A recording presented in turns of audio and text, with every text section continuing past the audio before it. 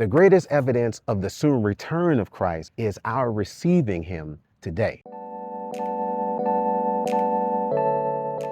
Grace and peace, everybody. Welcome to Sabbath School Study Group. My name is Chris Bailey. We are on the road, wrapping it up here in Little Rock, Arkansas, going from just what we learned now to how we live. Christ is coming soon, but the greatest evidence that Christ is coming back is not just the historical truth that he came the first time, but that resurrected Christ is living in me and in you right now. Because when I read verse 1, it says, "Moreover, brethren, I declare unto you the gospel which I preached unto you, which also you have received, and wherein ye stand." That's the key phrase. Wherein ye stand. By which also ye are saved, if you keep in memory what I preached unto you, unless you have believed in vain.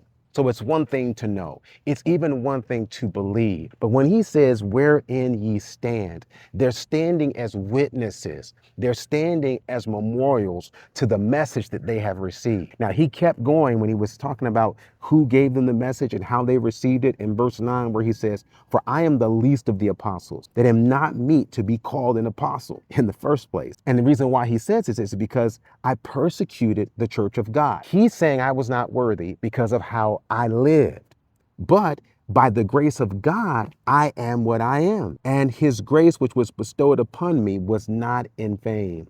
But here is his life where he says, "But I labored more abundantly than they all, yet not I, but the grace of God, which was with me." So he's pointing to the truth of how when I was persecuting the church, you knew I was persecuting the church because I was a persecutor. But now, because of where I am, and he testifies, I'm only where I am because of grace. But that grace was not just an idea, it became his identity. It was who he was, so it became what he did. This is how we proclaim the gospel, not just in our words, but more importantly, in our works. But let's be mindful, what do we mean by that?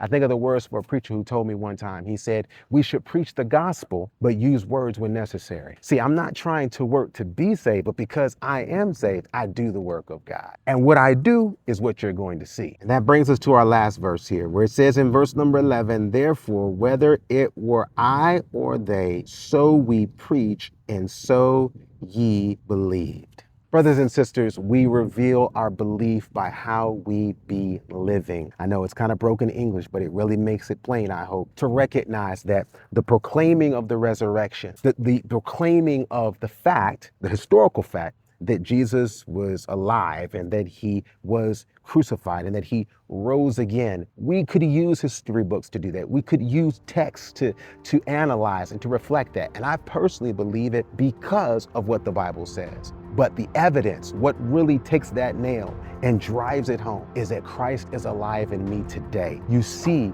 in your family, you see in your brothers and sisters, you see in others, those things that we call the good things or that humanity. No, that's not humanity, that's holiness. Any good and all and every good and perfect gift comes from God. And if you see it, you're seeing his fingerprint. And so let's let others see his fingerprint today. Spread love by sharing the love that Jesus and our Heavenly Father have shown to us.